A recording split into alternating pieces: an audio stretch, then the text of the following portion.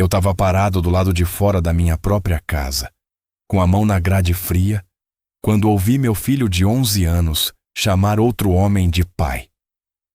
A palavra saiu da boca dele simples, natural, como se fosse a coisa mais normal do mundo. E eu ali, do lado de fora, com 23 dias de estrada no corpo, com o cheiro de diesel na roupa e a saudade pesando mais do que qualquer carga que a muriçoca já tinha puxado. Não entrei, não gritei. Fiquei parado naquela calçada como se o chão tivesse engolido meus pés, enquanto algo dentro do meu peito morria devagar e em silêncio. Naquele momento eu entendi que ia ter que escolher entre o que eu queria fazer e o que eu precisava fazer. E as duas coisas eram completamente diferentes. Eu tinha saído de Ituiutaba 23 dias antes com a muriçoca carregada até a alma. Carga de ferragem para o Pará, contrato novo, dinheiro bom. A Cláudia tinha me despedido na porta com um beijo seco, daqueles que a gente sente que já não tem mais calor, mas que a gente prefere acreditar que é cansaço, que é dia ruim, que vai passar. Ela tinha um jeito de se despedir que nos últimos tempos tinha mudado.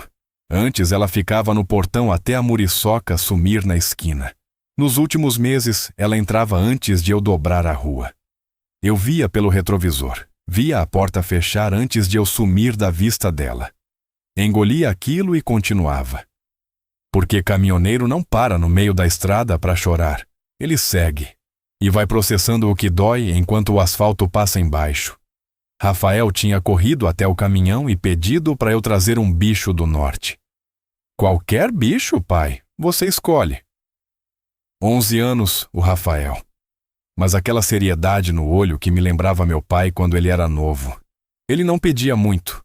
Nunca foi de encher o saco com pedido. Então, quando ele pedia, eu levava a sério. Marquinho, o menor, tinha ficado no colo da mãe acenando com a mãozinha pequenininha, sem entender direito o que era despedida, sem entender que o pai ia ficar semanas sem aparecer. 8 anos de Marquinho, os dentes da frente ainda crescendo, sempre com aquele sorriso largo e espaçado, que dava vontade de apertar o rosto dele. Eu tinha olhado para eles os dois, guardado aquela imagem bem guardada lá dentro e ligado à muriçoca. A estrada é uma coisa estranha. Ela não pergunta se você está bem. Ela não espera você resolver o que ficou para trás. Ela só abre. E você segue. E enquanto você segue, vai acreditando que o que ficou para trás vai continuar lá do jeito que você deixou. Essa é a maior mentira que a estrada conta para um caminhoneiro. Que o mundo para enquanto você está rodando. Que a casa espera. Que a família espera. Que a mulher espera. A estrada não conta essa mentira com palavras. Ela conta com silêncio. E você acredita porque quer acreditar, porque acreditar é mais fácil do que olhar de frente para o que está acontecendo. A viagem para o Pará tinha sido puxada. Estrada ruim desde o Tocantins, chuva grossa no Maranhão, daquelas que transformam o asfalto num espelho e cegam o farol de qualquer jeito. Num trecho perto de Imperatriz, fiquei 40 minutos atrás de um comboio de 3 carretas que tinham parado por causa de um deslizamento de terra. Quando o comboio abriu, a estrada estava coberta de barro vermelho. Passei devagar, sentindo a muriçoca deslizar 1 centímetro, 2, e dei graças quando ela encontrou o asfalto de volta. Depois de Imperatriz, um pneu que arriou na beira do nada, a 300 quilômetros de qualquer borracharia que prestasse. Fiquei 4 horas no acostamento, debaixo da muriçoca, suando, impropério na boca, tentando resolver o que a viagem tinha me jogado. O sol do Pará não tem dó de ninguém. Ele come vivo. Quando finalmente mexi, era quase meia-noite. Liguei para o Rafael. A voz dele do outro lado era sonolenta, mas alegre. Pai, que saudade, pai. Você já está voltando? Ainda não, meu filho. Mais uns dias. Você tá bem? Tô bem, pai. A gente tá bem. Aquele agente me tocou de um jeito que eu não soube nomear na hora. Tinha alguma coisa ali. Alguma coisa no modo que ele disse a gente que era diferente, como se ele tivesse incluindo alguém que eu não incluiria. Mas era madrugada, eu estava cansado. A estrada tinha me espremido o dia inteiro. Eu empurrei aquilo para baixo. Falei que ia ligar de manhã, que precisava dormir. Desliguei. Fiquei olhando para o teto da cabine da muriçoca, com aquela sensação esquisita no estômago que não deixa a gente dormir direito, mesmo quando o corpo está morto de cansaço. A muriçoca era do meu pai. Seu Antônio rodou nela por quase 20 anos antes de me passar o volante. Ele dizia que caminhão velho não é defeito, é caráter.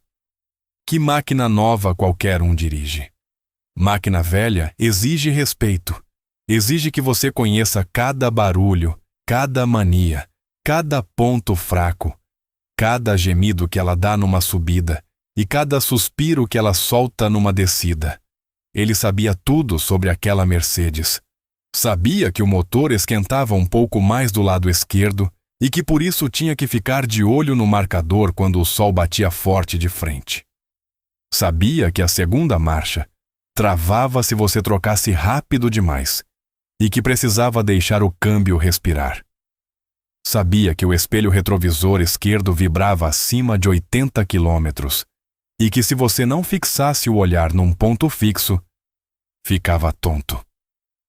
A muriçoca tinha a lataria amassada do lado direito. De uma roçada numa curva cega lá em Goiás, anos atrás, tinha o rádio PX que chiava quando a antena virava para o sul. Tinha o assento do motorista que afundava mais do lado esquerdo e que meu pai remendou 3 vezes com esparadrapo e nunca ficou bom de verdade. Eu nunca consertei, não tive coragem. Era como se consertar aquilo fosse apagar alguma coisa dele.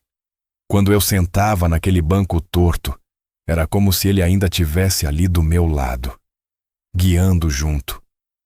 Me lembrando que a estrada pede humildade, que a pressa quebra, que o respeito é a única moeda que não desvaloriza. Eu aprendi a dirigir vendo meu pai. Aprendi que estrada pede silêncio e atenção. Aprendi que caminhoneiro bom não corre, não afronta, não deixa ninguém para trás no acostamento sem parar para ver se precisa de ajuda. Aprendi que a carga é responsabilidade, que atraso custa caro, mas acidente custa mais, que palavra dada é sagrada e que nome sujo no mercado não tem conserto. Meu pai nunca foi rico, nunca teve casa grande, carro do ano, nada que o mundo costuma chamar de sucesso. Mas nunca deveu honra a ninguém. Em 20 anos de estrada nunca largou uma carga no meio do caminho, nunca faltou com a palavra, nunca deixou um companheiro na mão. Quando ele morreu, deixou para mim a muriçoca, uma dívida pequena no posto de Uberlândia e o nome limpo. Eu cuidei dos 3. A viagem voltou mais rápida do que eu planejava. O cliente do Pará tinha adiantado um frete de retorno, carga de açaí para Uberlândia, saindo 2 dias antes do previsto. Eu aceitei na hora. Não pelo dinheiro, que o dinheiro era bom, mas não era o que me movia naquele momento. Aceitei porque alguma coisa em mim queria chegar em casa mais cedo. Aquela sensação esquisita que eu tinha empurrado para baixo não tinha sumido. Ficou lá, quieta, pesando, me olhando por baixo como coisa viva que espera a hora certa. A estrada conhece a gente melhor do que a gente conhece a gente mesmo. E às vezes, ela abrevia o caminho porque sabe que você precisa ver o que você não quer ver. No rádio PX, cruzei com o pantaneiro na altura de Imperatriz. Ele vindo do norte também, carregado de grão. A voz grave dele encheu a cabine como ela sempre fazia. Aquela voz que parecia vir de um lugar mais fundo do que a garganta. Aqui é pantaneiro, tô na pista, quem mais tá acordado nessa madrugada? Eu acendi o microfone. Aqui é xodó, pantaneiro, tô no teu encalço. Ele deu aquela gargalhada dele que parecia trovão. Xodó? Doutor, que saudade. Como tá tia muriçoca? Ronronando, eu disse. Ele riu de novo. Conversamos um pouco. Coisa de estrada, previsão de tempo, estado do asfalto, Posição de radar. Depois ele perguntou como eu estava. Eu disse que estava bem. Ele ficou quieto 1 segundo. E eu soube que ele não acreditou. O pantaneiro tem esse faro. 30 anos de estrada, o homem aprende a ouvir o que não é dito. Mas ele não forçou. Só disse: cuida de você, doutor. E sumiu no éter do rádio. Cheguei em Ituiutaba numa quinta-feira de tarde. Sol ainda alto. Aquele calor úmido de fim de tarde que o Triângulo Mineiro sabe fazer. Não avisei que estava chegando. Ia ser surpresa. Tinha comprado chocolate no Pará, daquele escuro que o Marquinho gostava, e um bicho de pelúcia que achei numa loja de beira de estrada no Maranhão. Um tamanduá de pelúcia, meio torto, com um olho maior que o outro, costura mal feita no focinho, a cor meio passada. Mas era o que tinha. E o Rafael tinha pedido qualquer bicho. Eu estava com aquele tamanduá no banco do passageiro, encostado no para-brisa, quando dobrei na rua de casa. A muriçoca eu deixei na esquina. Ela não cabia direto na rua estreita, e eu não queria fazer barulho com o motor chegando. Queria entrar de mansinho, bater palma no portão, ver a cara dos meninos quando me vissem. Desci com o tamanduá embaixo do braço e o chocolate no bolso. Andei devagar pela calçada, olhando para casa enquanto chegava. A pintura que eu tinha mandado fazer 2 anos antes ainda estava boa. O jardim que a Cláudia cuidava estava um pouco descuidado. As plantas da janela, que ela regava toda manhã, estavam com as folhas mais secas do que eu lembrava. Detalhes. A gente repara em coisas quando está chegando depois de semanas fora. Repara no que mudou e no que ficou igual. Cheguei no portão. E foi quando eu ouvi a voz de Rafael primeiro. Alta, animada, daquele jeito que criança fica quando está mostrando alguma coisa que gosta. Pai, olha aqui, pai. Eu parei. O coração deu um tranco tão forte que eu senti no pescoço. Não era para mim que ele estava falando. Eu estava do lado de fora do portão, ainda sem ter batido, ainda com o tamanduá embaixo do braço. E ele estava chamando alguém de pai lá dentro. Fui até a janela lateral. Me espremi na beirada do muro, que nem moleque bisbilhoteiro. Eu que nunca fui de enfiar o nariz no que não era meu, mas precisava ver. Precisava entender o que aquilo era antes de tomar qualquer atitude. O homem era mais novo do que eu. Uns 30 e poucos anos, terno cinza, camisa aberta no colarinho, aquele tipo que nunca pôs a mão num volante na vida, que não sabe o que é ficar 4 horas debaixo de um caminhão no sol do Pará consertando o pneu. Sentado na minha cadeira, na minha mesa, com o prato na minha frente, comendo o que a Cláudia tinha cozinhado. E o Rafael do lado dele, mostrando um desenho da escola, chamando aquele homem de pai com a maior naturalidade do mundo. Aquela palavra na boca do meu filho para outro homem era uma coisa que eu nunca tinha imaginado ouvir. Não tem preparo para isso. Não tem armadura que aguente. A Cláudia se movia pela cozinha com uma leveza que eu não via fazia tempo.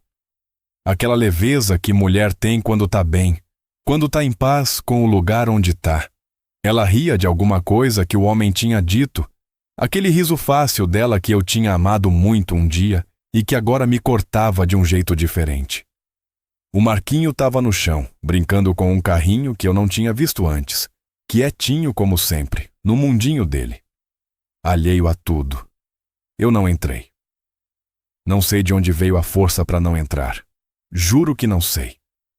Porque o que eu senti naquele momento não era raiva. Era alguma coisa maior do que raiva, mais funda, mais lenta. Era aquele tipo de dor que não tem pressa porque sabe que não vai embora rápido, que instala, que faz endereço. Fiquei parado com a mão na grade fria do portão, olhando pela fresta da janela, assistindo aquela cena como se fosse um filme que ninguém tinha me pedido autorização para filmar dentro da minha vida. O tamanduá de pelúcia ainda embaixo do braço. O chocolate ainda no bolso. Saí de lá sem fazer barulho. Virei as costas e andei devagar de volta para Muriçoca, que estava na esquina esperando do jeito que sempre esperou, vermelha e velha e firme. Abri a porta do motorista, joguei o tamanduá no banco do passageiro, entrei, fechei, fiquei sentado em silêncio por um tempo que eu não sei dizer quanto foi. A rua estava quieta. Algumas crianças brincavam no final da quadra. Uma mulher regava as plantas numa calçada. O mundo continuava normal ao redor da maior anormalidade que eu tinha vivido. É isso que choca mais. Não a dor em si. É o mundo continuando como se a sua dor não tivesse acontecido. Liguei o motor da Muriçoca. Deixei ela ronronar por 1 minuto. Coloquei a mão no câmbio e fui embora. Se você está ouvindo essa história e ela está apertando alguma coisa dentro de você, me faz um favor agora. Deixa o like e se inscreve no canal. Não custa nada e me ajuda muito a continuar trazendo essas histórias que a gente vive de verdade na estrada. Fica comigo porque essa história ainda tem muito chão pela frente. Fui direto para a casa da minha mãe. Dona Lúcia morava a 15 minutos dali, numa casinha pequena com jardim na frente, sempre com o cheiro de café passado e de tecido, porque ela ainda costurava para fora quando a vista deixava. Ela tinha quase 70 anos, mas a cabeça era de 30.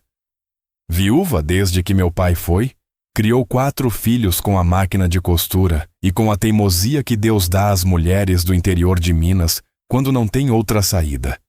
Quando eu bati no portão dela, ela veio até a janela, me olhou uma vez e não precisou de mais nada. Abriu o portão sem perguntar nada. Esse é o jeito da minha mãe. Ela lê a gente sem precisar de palavra. Entrei, sentei na mesa da cozinha.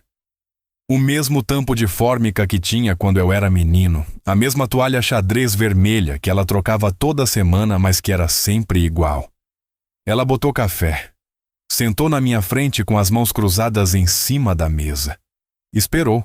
Eu fiquei olhando para o xícara por um tempo, vendo o vapor subir e sumir. Depois eu falei sem levantar os olhos. Mãe, quanto tempo faz que esse homem está em casa? Ela baixou os olhos, suspirou do fundo, e eu soube que ela sabia.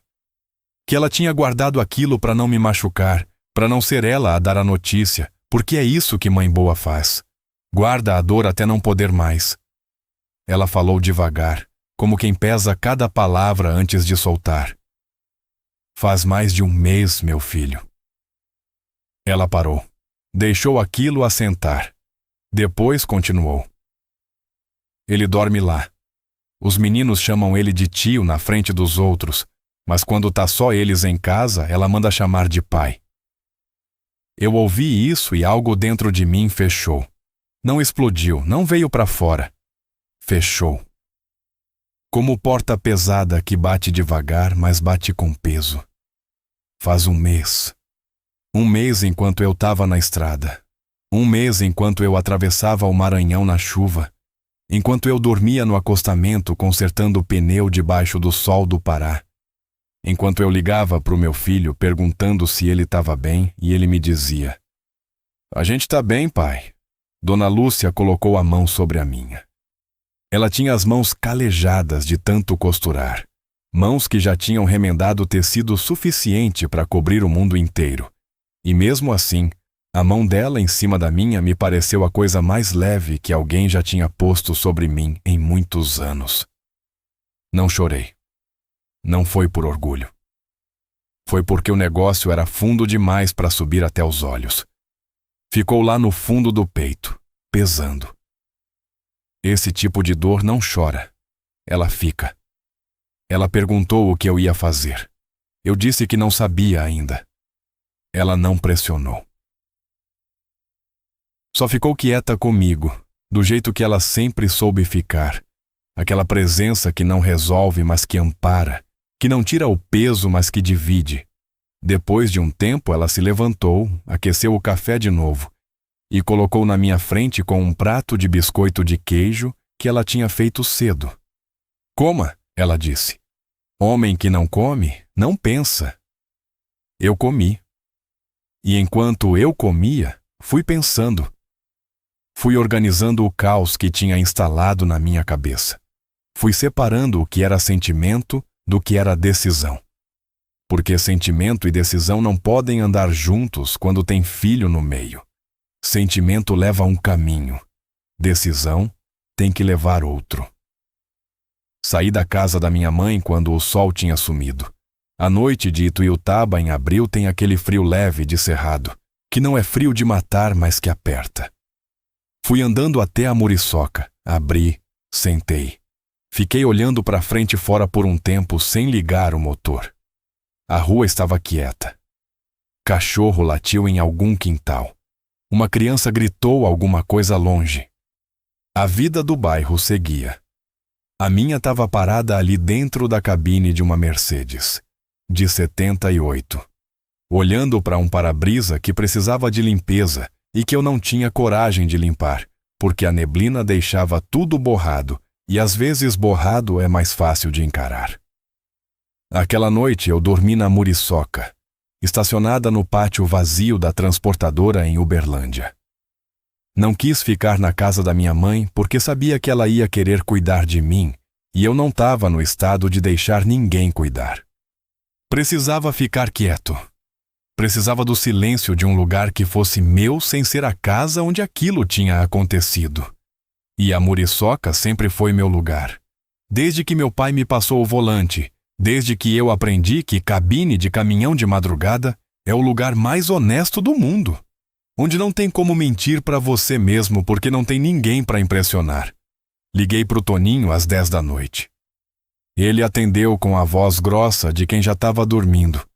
Mas quando eu falei que precisava conversar, ele disse: pode falar, deixa eu sair do quarto para não acordar a mulher. Esse é o Toninho. Gordo, mineiro. Bom do jeito que poucos homens são bons. Do jeito que não precisam falar muito, porque o que fazem já diz tudo.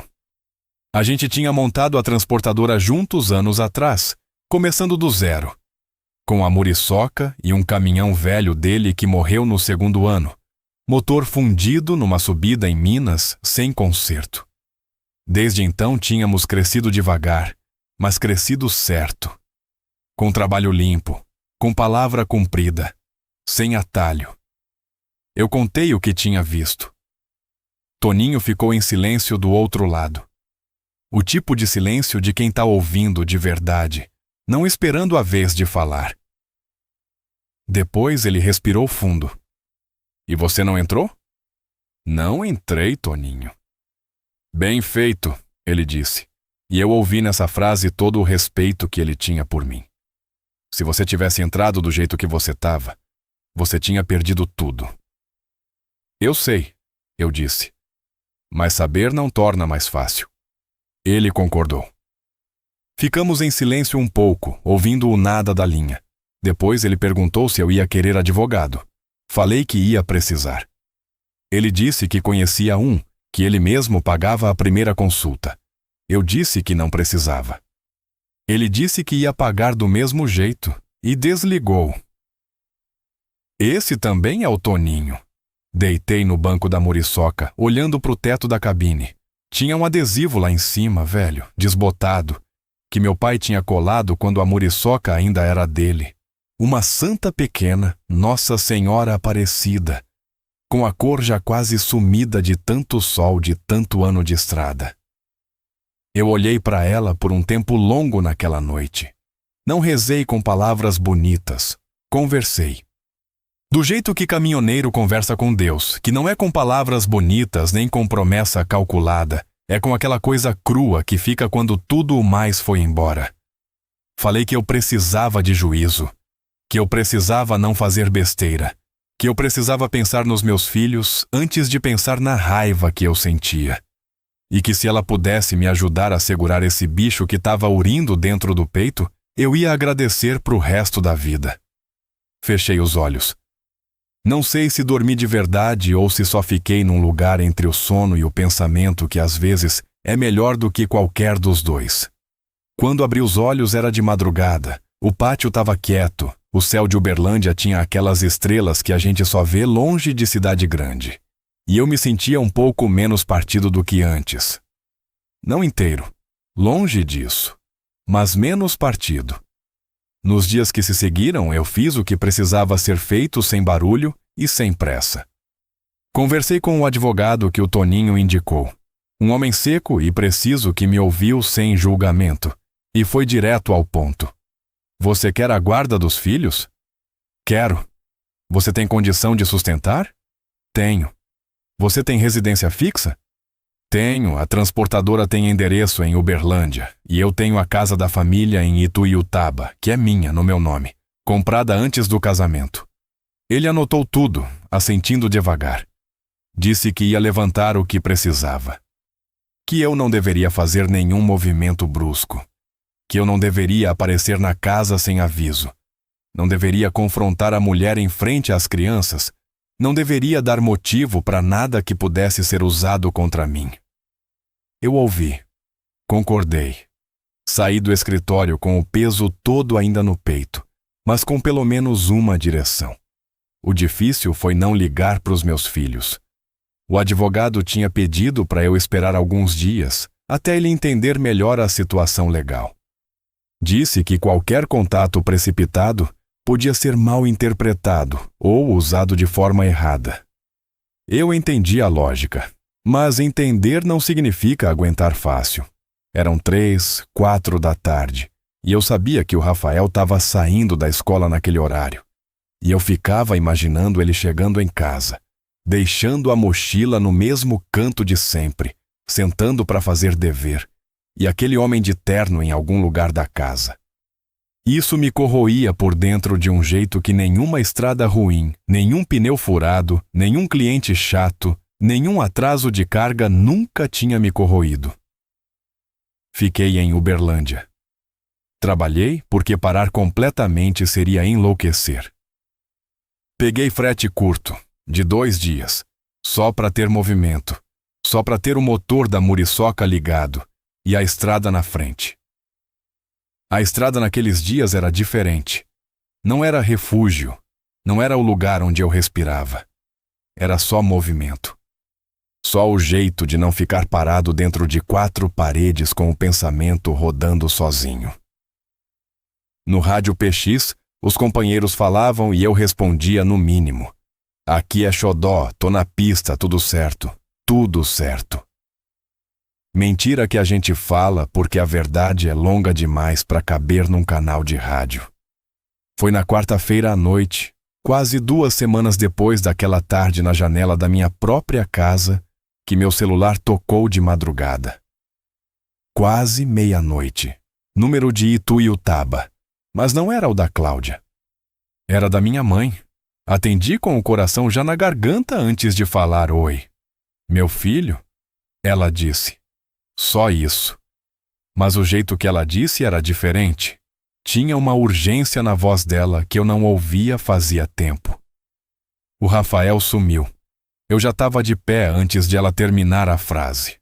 Ela explicou em pedaços, como quem está tentando juntar informação enquanto fala. A Cláudia tinha ligado para ela em pânico. Rafael tinha ido dormir normalmente, jantado, tomado banho, tudo normal. Mas quando a Cláudia foi ver ele antes de meia-noite, a cama estava vazia. A janela do quarto, aberta. A bicicleta dele, sumida da garagem.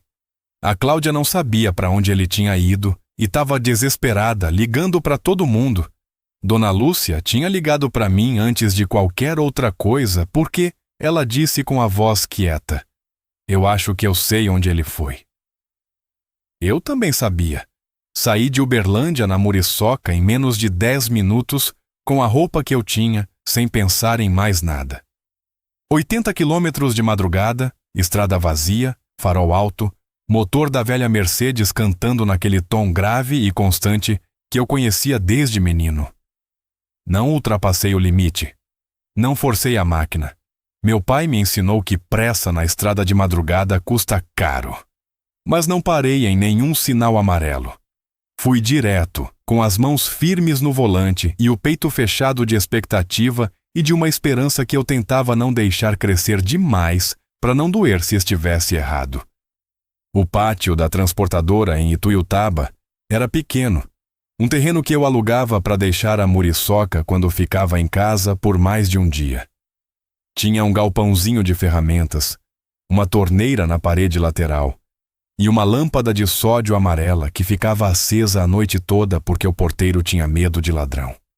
Quando eu dobrei na rua do pátio com a muriçoca, a lâmpada estava acesa como sempre, e embaixo dela, encostado no portão de ferro com a bicicleta deitada no chão do lado, estava meu filho. Rafael tinha 11 anos, mas naquele momento parecia carregar 40 no olhar. Tava com a camiseta do time dele, um short, um tênis velho, os joelhos sujos de terra de quem caiu pelo menos uma vez no caminho, o rosto ainda com a marca do travesseiro de um lado, os olhos vermelhos e inchados de quem tinha chorado sozinho no escuro enquanto pedalava de madrugada. 20 quilômetros de bicicleta, de noite, 11 anos, para chegar num pátio de caminhão atrás do pai. Desci da muriçoca antes de desligar o motor. Fui até ele. Ajoelhei na frente dele no chão de terra batida do pátio. Ficamos nos olhando por um segundo que pareceu longo. Depois ele abriu os braços e eu o abracei com uma força que eu não sabia que ainda tinha. Abracei como quem abraça o único motivo concreto que tem para não desabar. Ele enterrou o rosto no meu ombro e ficou. Não chorou mais. Tinha acabado o choro. Ficou só o abraço. E o abraço disse tudo o que os dois precisavam ouvir, sem que nenhum de nós precisasse falar nada. Quando ele se soltou, ele me olhou nos olhos com aquela seriedade que só criança que cresceu rápido demais tem. Pai, eu sei que você estava lá. Naquela tarde. Eu vi a sombra no portão. Eu parei de respirar por um segundo. Você viu? Ele assentiu devagar. Vi. Fiquei esperando você entrar.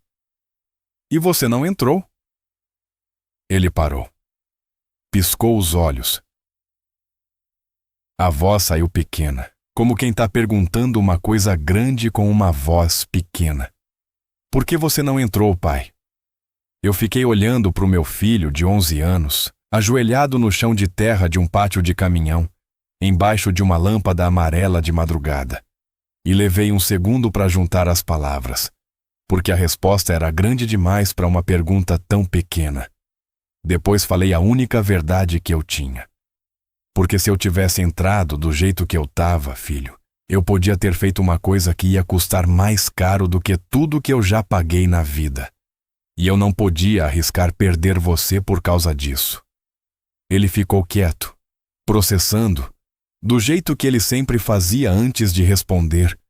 Aquela pausa que me lembrava tanto o meu pai, que às vezes eu me pegava olhando para ele, procurando o rosto do avô.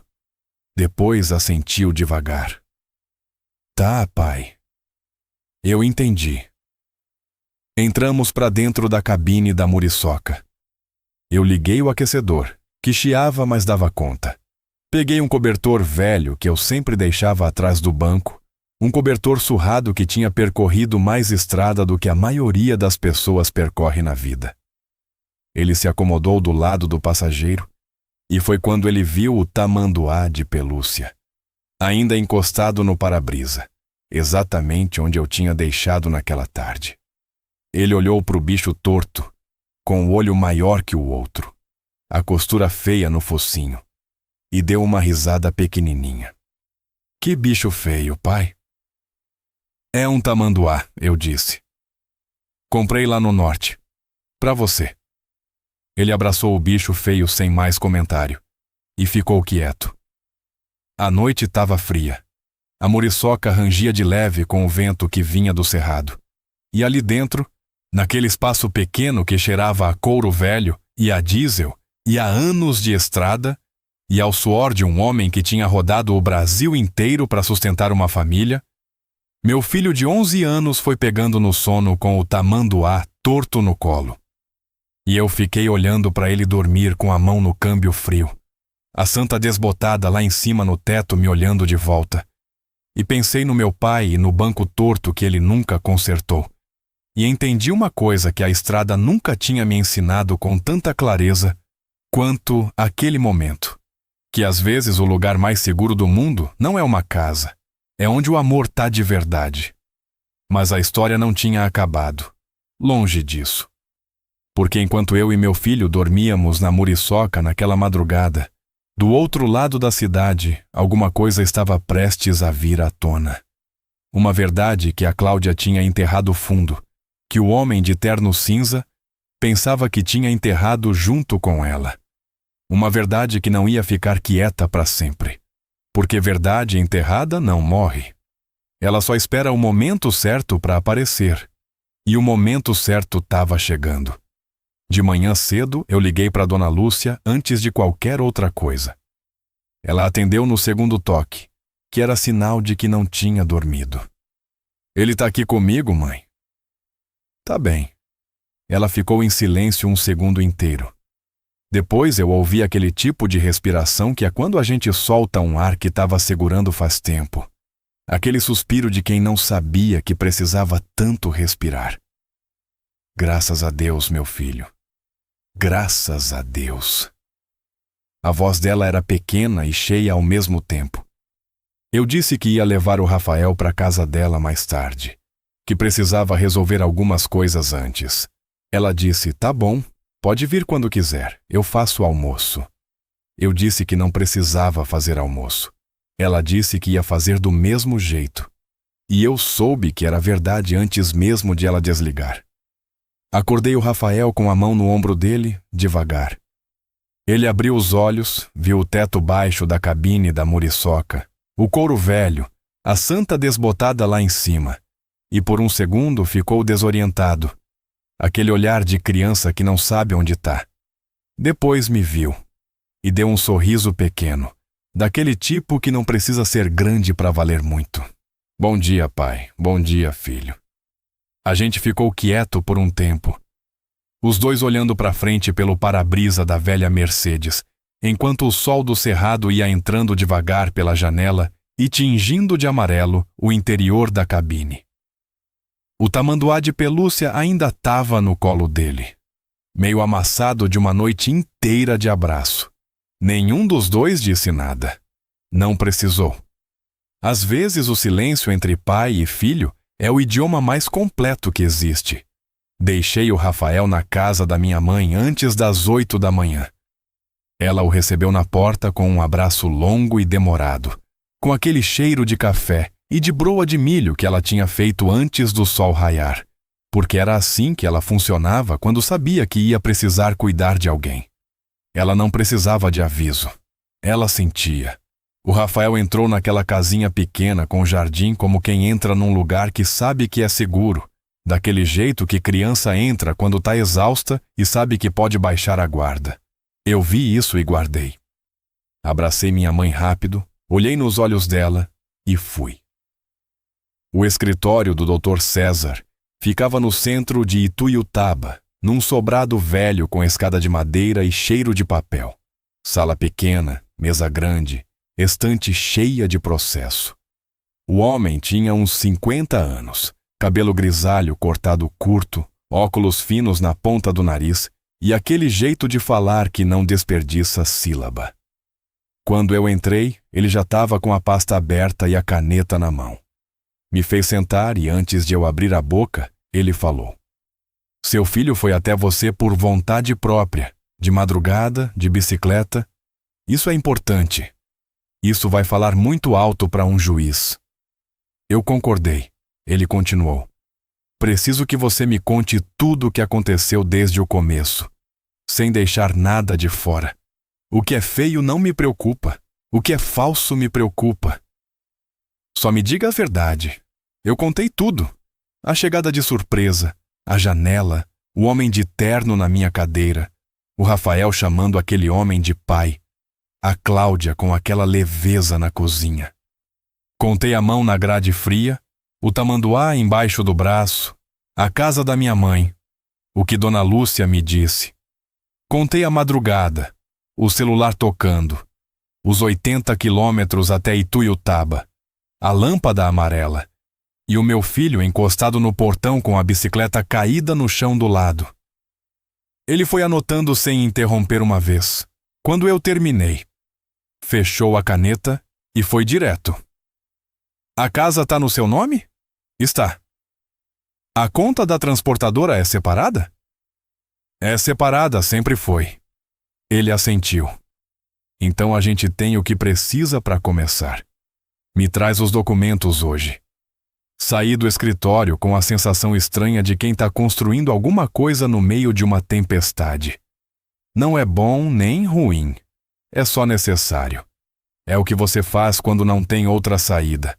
Vai juntando os tijolos um por um, mesmo que esteja chovendo em cima, mesmo que a mão esteja molhada e o barro escorregue. Você empilha porque a outra opção é não ter parede nenhuma. Naquela tarde, a Cláudia me ligou.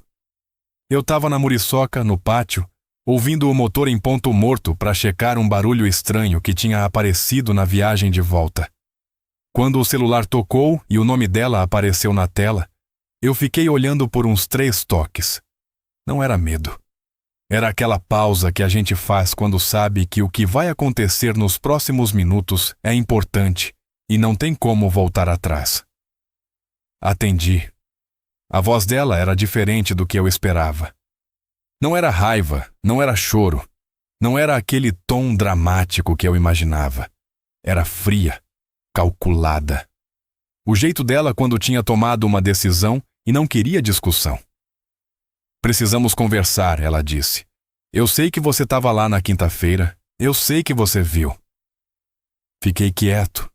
Ela continuou. Não precisa fazer cena. A gente pode resolver isso como adulto, sem barulho.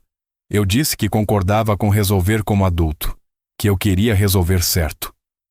Que eu queria só uma coisa e que ela ia saber o que era quando a gente se encontrasse. Ela perguntou quando. Marquei para 2 dias depois. Não dormi bem naquelas 2 noites. Ficava deitado na muriçoca, olhando para o teto, rodando na cabeça o que ela ia falar, o que eu ia responder, o que eu não podia deixar sair errado. A mente da gente à noite é ingrata. Ela pega o que você quer deixar de lado e fica repetindo em loop, como o caminhão que engatou em marcha e não sai. A cena da janela voltava. A voz do Rafael chamando outro homem de pai voltava. A leveza da Cláudia na cozinha voltava. E eu ficava ali, de costas no banco torto, com os olhos no teto, tentando respirar fundo o suficiente para não deixar aquilo tudo transformar em coisa que eu não podia desfazer depois. No rádio PX, de madrugada, o Coruja apareceu no canal. Era quase 1 da manhã, a segunda noite antes do encontro com a Cláudia. A voz fina e calma dele, paulistano. Aquela voz que parecia vir de um lugar muito quieto dentro de um homem que já tinha visto muita coisa. Aqui é Coruja, tô na pista, noite quieta essa. Quem mais está acordado? Eu acendi o microfone. Aqui é Xodó, Coruja. Tô no pátio, parado. Ele perguntou se eu estava bem, não como se faz por costume, como quem pergunta de verdade. Eu disse que estava passando por uma situação. Ele ficou quieto 1 segundo, deixou o silêncio existir, que é o que o Coruja faz melhor. Depois disse uma coisa que ficou comigo depois que o rádio apagou. Xodó, você sabe que a estrada de noite conta a história. Mas às vezes, a história que precisa ser contada não é na estrada, é em casa. Eu não respondi nada. Ele completou, devagar, com aquela serenidade que 30 anos de noite ensinam. Cuida de você, doutor. A estrada a gente resolve, o resto também. Desliguei o microfone. Fiquei olhando para o céu pelo para-brisa por um tempo longo, com as estrelas quietas lá em cima, e pensei que o Coruja tinha razão. Que a estrada eu sabia resolver. O resto eu estava aprendendo. O encontro com a Cláudia foi numa quinta-feira de manhã, num café pequeno que ela escolheu, mesa no fundo, longe de gente, longe de janela. Ela chegou pontual, bem vestida. Aquele jeito dela de sempre parecer que tá no controle da situação mesmo quando não tá. Sentou na minha frente, pediu um café e me olhou. Não do jeito que mulher olha para marido, do jeito que se olha para um problema que precisa ser administrado. Eu vi esse olhar e guardei, não com raiva, com clareza. Eu tava com a pasta do advogado embaixo do braço. Ela viu. O rosto fechou um pouco. Uma coisa sutil que só quem conhece a pessoa percebe. Você foi atrás de advogado? Ela disse. Não era pergunta. Fui, eu disse. E você? Ela disse que ainda não, que queria tentar resolver sem advogado, que essas coisas podiam ser resolvidas entre adultos sem precisar de processo. Eu disse que entendia isso, mas que eu já tinha ido, que o processo já estava encaminhado, que tinha voltado atrás não era mais o caminho. Ela ficou em silêncio. Mexeu no café com a colherinha sem beber. Depois disse que queria a guarda dos meninos, que ela era a mãe, que era ela quem estava lá todo dia, quem levava na escola, quem ficava quando adoeciam, quem fazia tarefa, quem acordava de noite quando tinha pesadelo. Tudo isso era verdade. Eu ouvi tudo sem interromper uma vez. Quando ela terminou, o café dela estava frio e o meu estava esquecido. Eu falei devagar. Tudo que você disse é verdade, Cláudia. E eu sei disso. Eu sei que você era a que ficava. Eu sei que a ausência da estrada tem um peso que não tem como explicar para quem não vive. Mas você trouxe um homem para dentro da minha casa, para dentro da vida dos meus filhos, enquanto eu estava na estrada trabalhando para pagar essa casa. E você mandou eles chamarem ele de pai. Ela não respondeu. Ficou olhando para o café frio. Eu continuei, com a voz ainda firme, mas sem raiva, porque raiva ali não ia ajudar ninguém. Eu não vim aqui para te atacar, não vim te cobrar. Vim te dizer que eu quero o que é melhor para os meus filhos. E que eu vou lutar por isso do jeito certo, com papel, com processo, com advogado, com tudo que for necessário.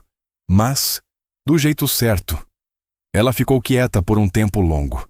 Lá fora passava gente, passava moto. O centro de Tuiutaba seguia com a manhã.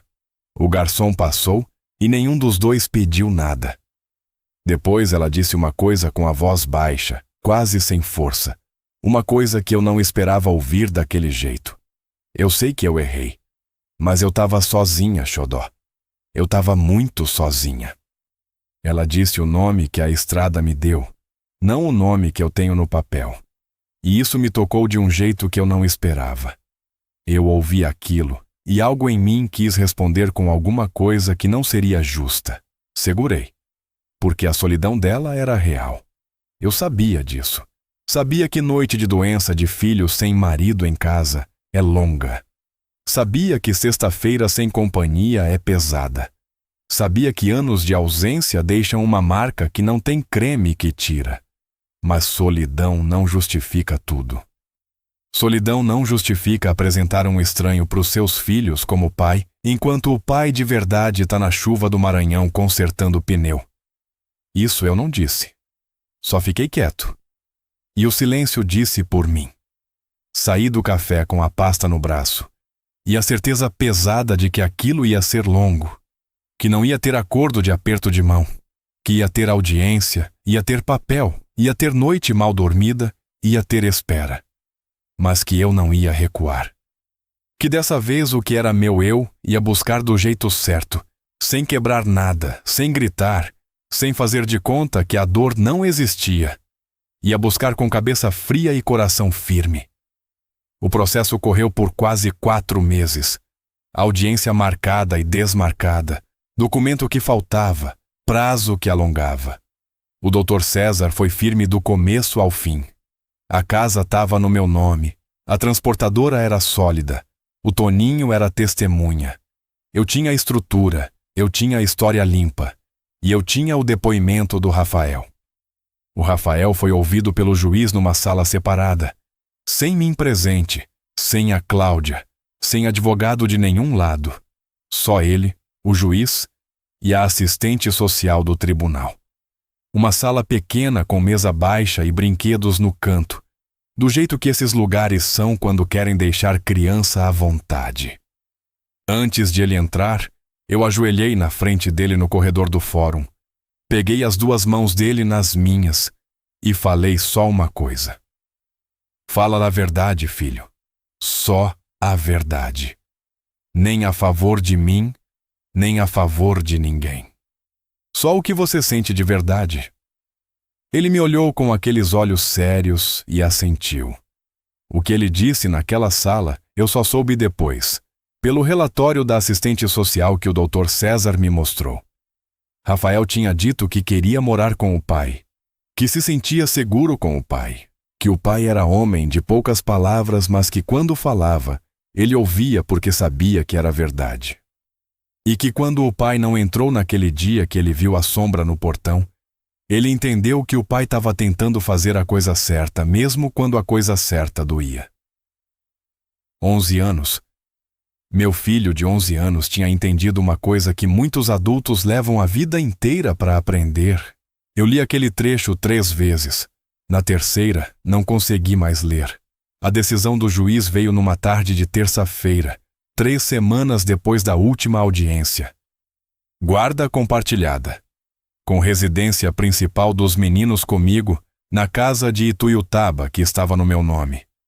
Visitas à mãe em fins de semana alternados, férias divididas, decisões importantes sobre saúde e escola tomadas em conjunto.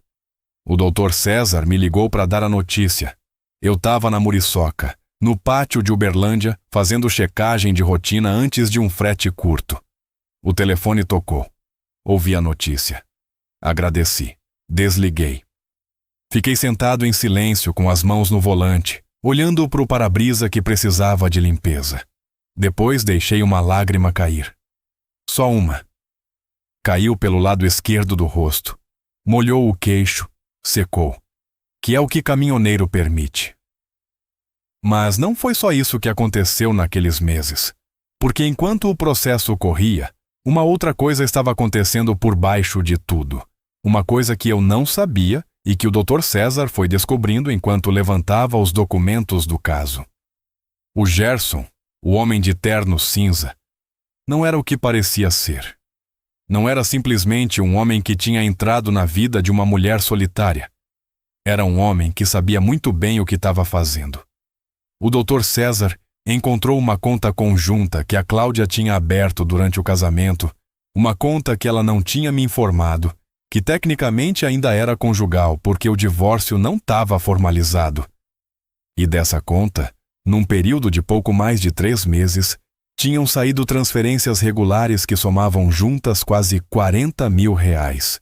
Dinheiro que vinha de lucros da transportadora que eu depositava todo mês para custear a casa e a família. Dinheiro que era para pagar conta de luz, mercado, escola dos meninos, plano de saúde. Dinheiro que tinha ido parar em outra direção, numa conta que o Dr. César foi atrás e que tinha o nome do Gerson como beneficiário parcial. Quando ele me mostrou aquilo, eu fiquei em silêncio por um tempo que eu não sei medir. 40 mil. Era o que eu tinha rodado meses para juntar. Era estrada de madrugada, no frio do cerrado. Era almoço de posto de beira de estrada comido em pé. Era o pneu do Pará, às 4 horas debaixo do sol. Era saudade de filho guardada no peito porque não tinha como descarregar em nenhum lugar. Era tudo isso transformado em número numa folha de papel, e aquele número tinha ido embora para um lugar que não era meu. O Dr. César notificou o Gerson formalmente. E o homem de terno, que eu imaginava que fosse se defender, não fez nada disso. Sumiu. Em menos de 1 semana depois da notificação, ele tinha desaparecido de Ituiutaba. A Cláudia acordou uma manhã e a parte dele das coisas tinha sumido do armário. Sem explicação, sem bilhete, sem despedida. Do mesmo jeito calculado que tinha chegado, foi embora. Eu soube disso pela dona Lúcia. Fiquei quieto quando ela me contou. Não senti satisfação. Não senti raiva. Senti aquela coisa pesada e morna que a gente sente quando o destino acerta uma conta sozinho, sem você precisar sujar a mão. Como se Deus tivesse ouvido aquela conversa que eu tive com a santa desbotada no teto da muriçoca e tivesse respondido do jeito dele, na hora dele, sem pressa, mas sem falha. A Cláudia tentou recuperar aquele dinheiro. Abriu processo, foi atrás de advogado, rastreou o que podia. Mas o Gerson tinha coberto bem os rastros, do jeito que homem acostumado a esse tipo de coisa cobre. E o processo dela foi longo, cansativo, e no final não deu em nada que valesse o esforço. Ela ficou com a conta vazia, com o homem sumido, com a decisão judicial pesando, e com a vida que ela tinha escolhido, deixando um vácuo que ela não tinha calculado. Eu não senti prazer nisso. Juro que não senti, porque ela não era má pessoa, a Cláudia. Eu acreditava nisso mesmo depois de tudo. Tinha errado de um jeito que machucou fundo, de um jeito que não tem conserto fácil. Mas não era má pessoa. Era uma pessoa que tinha tomado decisões erradas por razões que eu entendia, mesmo sem aceitar. E a vida tinha apresentado a conta do jeito que a vida sempre apresenta, sem aviso, sem misericórdia, mas com precisão. Os meninos vieram morar comigo numa sexta-feira de manhã, 3 semanas depois da decisão do juiz. Eu tinha preparado o quarto deles na casa de Ituiutaba, que passou por uma limpeza geral que Dona Lúcia comandou com mão de ferro e voz de generala. Ela trouxe a vizinha Geralda para ajudar, comprou cortina nova cor de azul que o Rafael tinha dito uma vez que gostava, lavou colcha, varreu o quintal, arrumou as camas com aquela capricho que só a avó tem quando quer mostrar que o neto é bem-vindo. Quando eu cheguei com o Rafael e o Marquinho, a casa cheirava a limpeza e a comida, porque ela tinha feito feijão tropeiro, arroz, frango caipira, farofa de ovo, tudo que os meninos gostavam, tudo que eu tinha crescido comendo naquela mesma cozinha quando criança. O Marquinho entrou primeiro, correu até o quarto, viu a cama dele com o cobertor novo e a cortina azul e os brinquedos que eu tinha separado num canto, e gritou de alegria que deu para ouvir da rua. O Rafael entrou mais devagar, do jeito dele, passando o olhar por cada cômodo como quem tá checando se tudo é real ou se vai desfazer quando ele piscar. Quando chegou na cozinha e viu a Dona Lúcia com o avental e a colher de pau mexendo o feijão, ele foi até ela sem falar nada e deu um abraço longo. Ela fechou os olhos, largou a colher na panela e o abraçou com as 2 mãos cheias de calor de fogão. Eu fiquei parado na entrada da cozinha, olhando para aquela cena, e senti aquele aperto bom no peito, que é quando você entende que as coisas mais simples do mundo são as que mais pesam. Naquela noite, depois que os meninos dormiram, depois que Dona Lúcia foi embora com o avental dobrado na bolsa e a cara de satisfação de quem cumpriu missão, eu fui até o pátio. Liguei o motor da muriçoca só para ouvir o barulho dela. Aquele tom grave e constante, aquele ronco que meu pai conhecia antes de mim, que eu aprendi a reconhecer antes de aprender a somar. Fiquei sentado no banco torto com o motor ligado, sem engrenar nenhuma marcha, sem ir a lugar nenhum. Só ouvindo. A noite de Cerrado estava fria, o céu estava limpo. E no rádio PX, como se o homem soubesse, o pantaneiro apareceu. Aqui é Pantaneiro, tô na pista, noite boa essa. Quem mais tá acordado? Eu acendi o microfone. Aqui é Xodó Pantaneiro. Tô no pátio. Motor ligado, mas parado. Ele ficou quieto 1 segundo. A voz grave dele veio cheia. Às vezes parar faz mais sentido do que rodar, doutor.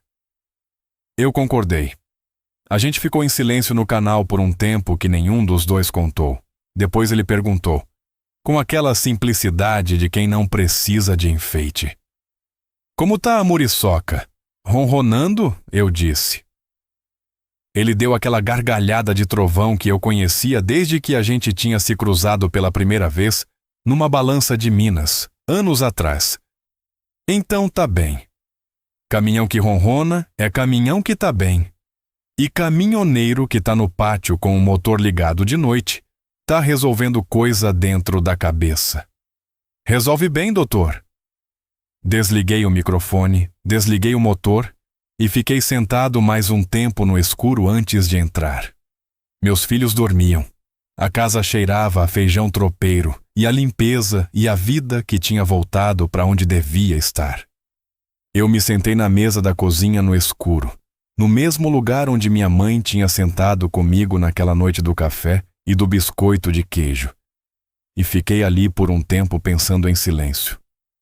Pensei no meu pai, no banco torto que ele nunca consertou, na santa desbotada, na muriçoca vermelha quieta no pátio. Pensei que seu Antônio tinha me deixado mais do que um caminhão e um nome limpo. Tinha me deixado um jeito de ser no mundo, um jeito de segurar o que dói sem soltar o que é certo, um jeito de dobrar sem quebrar.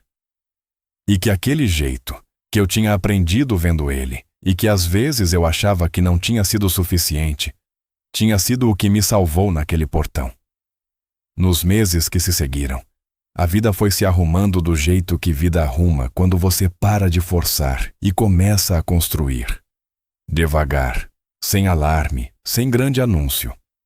O Rafael voltou para a escola e foi bem, melhor do que antes, como se a clareza de saber onde estava morando tivesse tirado um peso que ele carregava sem saber nomear.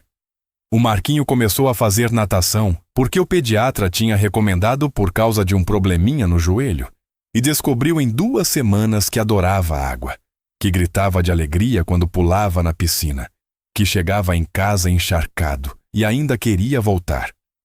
A Cláudia cumpriu as visitas de fim de semana, do jeito que o juiz determinou.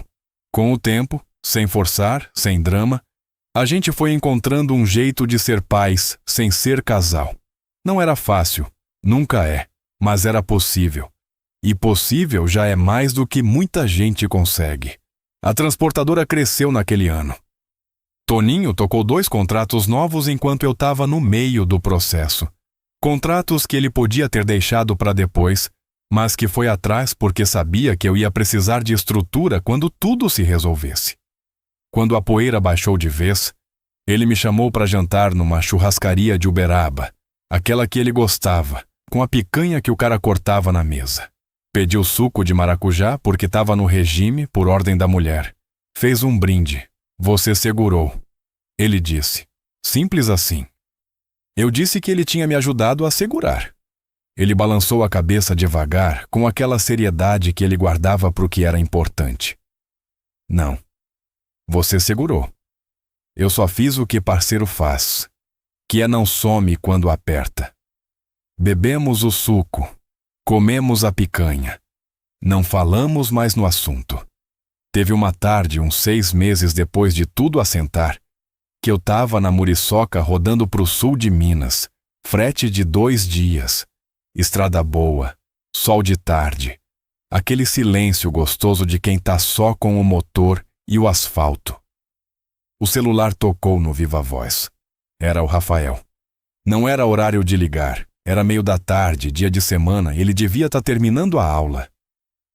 Atendi preocupado, aquele susto que pai sente quando o filho liga fora do horário. Pai, você tá na estrada? Tô, filho. Por quê? Aconteceu alguma coisa? Ele ficou quieto um segundo. Depois disse com a voz tranquila. Não aconteceu nada. Queria só saber se você estava bem. Eu fiquei um tempo sem responder. A estrada abria lá na frente. O sol batia no para-brisa. A muriçoca ronronava. Depois disse que estava bem. Muito bem. Ele disse, tá bom, pai, pode continuar. E desligou. Fiquei um bom tempo com aquilo dentro do peito, pensando naquele menino, no Rafael de 11 anos que pedalou 20 quilômetros de madrugada, que entrou numa sala de fórum com a assistente social e falou a verdade sem que ninguém pedisse, que me ligava no meio da tarde de um dia qualquer só para saber se eu estava bem. Pensei que a estrada tinha me custado muito ao longo dos anos. Tinha custado presença, tinha custado os primeiros dentes do Marquinho que caíram enquanto eu estava em trânsito, tinha custado a composição de história que o Rafael ganhou prêmio na escola, e que eu soube uma semana depois por foto no celular, Tinha custado o jantar de aniversário. Tinha custado tarde de domingo. Tinha custado abraço de todo dia que criança precisa e que não tem substituto. A estrada pega essas coisas e não devolve. Isso é verdade e eu não tenho como negar. Mas ela me deu outras. Me deu o caráter que se forja quando você passa horas sozinho com seus próprios pensamentos, sem ter onde se esconder deles. Me deu a resistência de quem aprendeu que problema na estrada você resolve ou você para, e parar não é opção quando tem carga para entregar. Me deu o jeito de encarar o que é duro, sem fingir que não é duro. E me deu de um jeito que eu ainda não sei explicar direito. A clareza naquele portão. O entendimento, no momento em que era mais fácil fazer errado, de que fazer certo era a única saída que preservava o que eu mais amava. A muriçoca ainda roda, vermelha, velha, amassada do lado direito.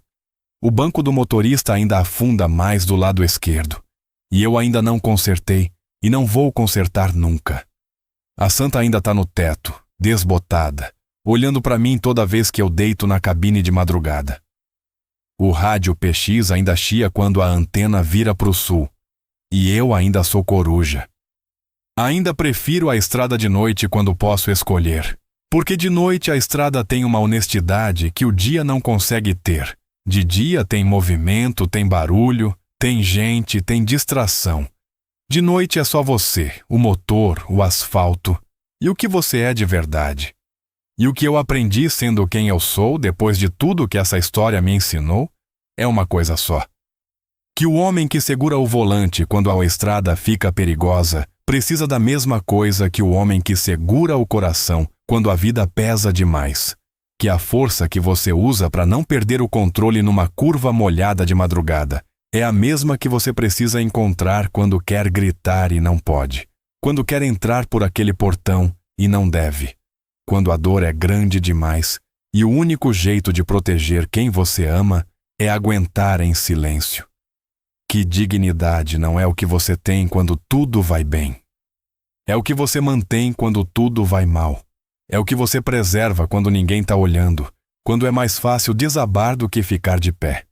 Eu aprendi isso do lado de fora de um portão, com a mão na grade fria, com o tamanduá torto embaixo do braço, ouvindo meu filho de 11 anos chamar outro homem de pai. E sou grato por ter aprendido, porque aquele momento, que foi o pior que eu já vivi, foi também o que me mostrou com clareza quem eu era quando ninguém estava vendo.